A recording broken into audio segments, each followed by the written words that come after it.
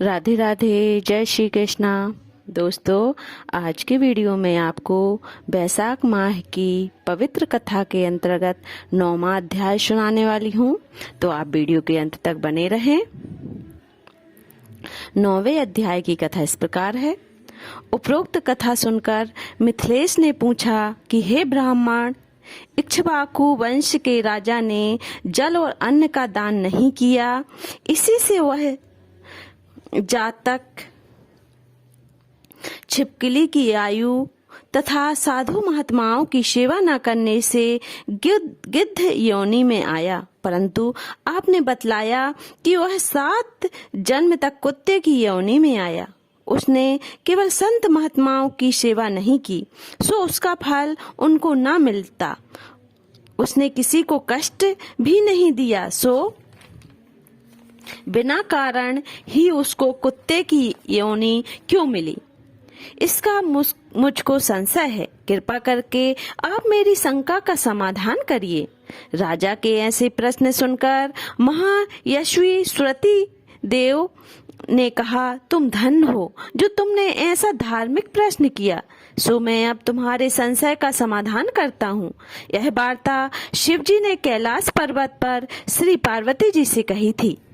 सब लोगों की रचना कर उनको परलोक और लोक 2 प्रकार की स्थिति बताई और इनकी स्थिति के निमित्त तीन भेद बताए, जल सेवा, अन्न सेवा और औषधि सेवा।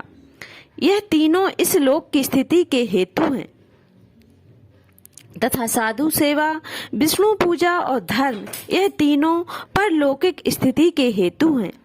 जैसे यह कर्म से धन संपत्ति आदि प्राप्त हो सकते हैं, वैसे ही परलौकिक क्रियाएं कभी कभी दुख का कारण भी हो जाती हैं।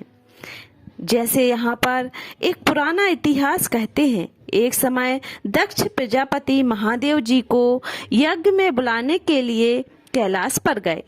तब उनको आया देखकर श्री महादेव जी खड़े नहीं हुए, क्योंकि शिव जी ने सोचा कि मैं तो सनातन हूँ और यह सब देवता यज्ञ में भाग लेने वाले सेवक के समान है। इसलिए स्वामी का सेवक के आने पर, पति का पत्नी के आने पर और गुरु का शिष्य के आने पर उठना आवश्यक नहीं है। यही सब शास्त्रों का मत है, जिसमें बल, दान, तप और शांति अधिक रहती है। वही गुरु हैं जो स्वामी स्वयं अपने सेवकों के लिए उठते हैं। उनकी आयु, धन और यश तत्काल नष्ट हो जाता है। इसलिए यह मेरा प्रिय ससुर हैं। ऐसा विचार कर दक्ष प्रजापति की भलाई के लिए ही वह उठे नहीं। यह देखकर दक्ष प्रजापति को अत्यंत क्रोध आ गया और उनके सामने ही उनकी निंदा करने लगे कि देखो, इस दरिद्री को बड़ा अहंकार हो गया। इसका धन केवल एक बूढ़ा बैल, जिस पर केवल चर्म ही रह गया है, कपाल की हड्डी धारण करता है।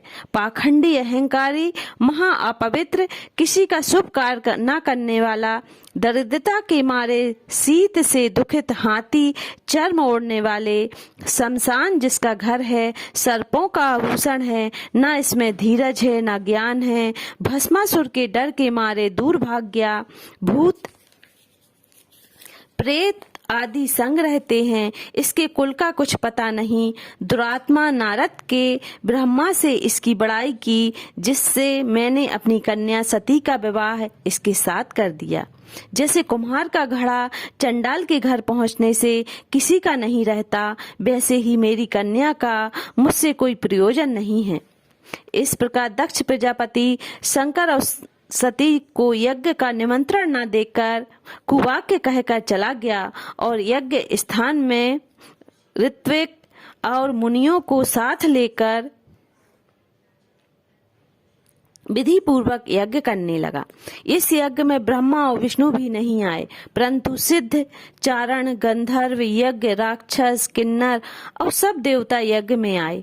सती को यह लालसा उत्पन्न हुई कि किसी प्रकार यज्ञ का उत्सव देखूं और अपने संबंधियों से मिलूं। महादेव जी के रोकने पर भी वह नहीं मानी और जाने का निश्चय कर लिया। शिव जी ने कहा कि भद्र दक्ष सदैव सभा में बैठकर मेरी निंदा करता है, वह तुमसे सहन न हो सकेगी और तुम अवश्य अपना शरीर त्याग कर दोगी। अतएव तुम अपने पिता के घर मत जाओ, इसमें कल्याण नहीं है। इस प्रकार समझाने पर भी सती नहीं मानी और चुपचाप चल दी।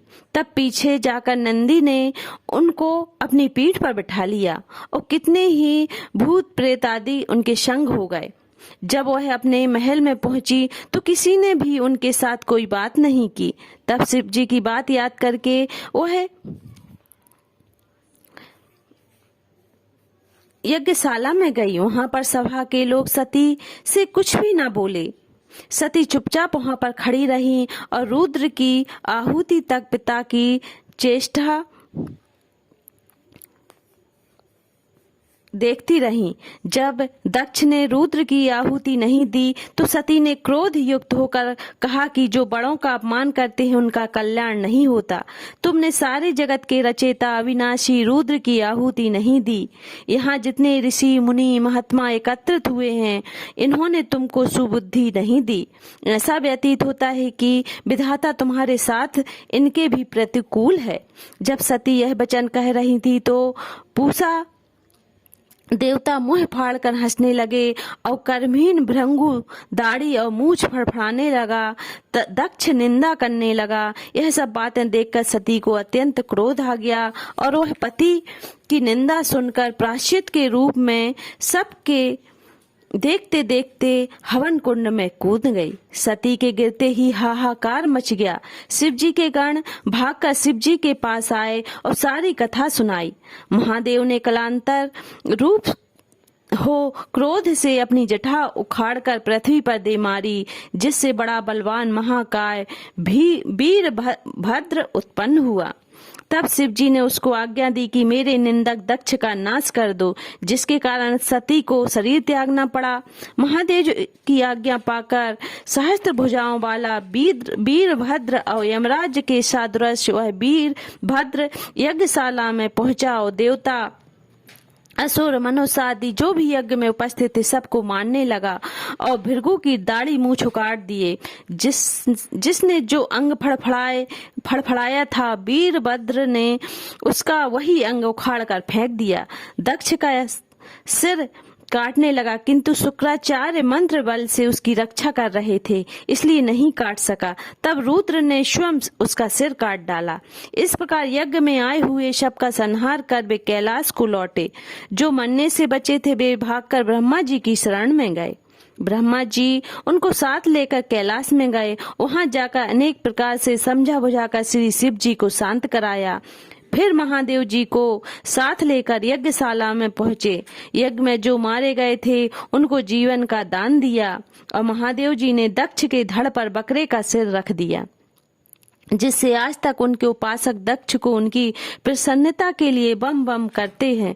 भृगु जी के मुख पर बकरे की दाढ़ी लगा दी, पूषा के दांत नहीं लगाए, उनसे कह दिया कि वह पीस कर खा लिया करें। इस प्रकार सबको अंग सहित किया और दक्ष पूर्ववत यज्ञ करने लगा। यज्ञ संपूर्ण होने पर सब देवता अपने अपने स्थान को चले गए। इस प्रकार वैशाख माह के अध्याय 9 की कथा समाप्त होती है।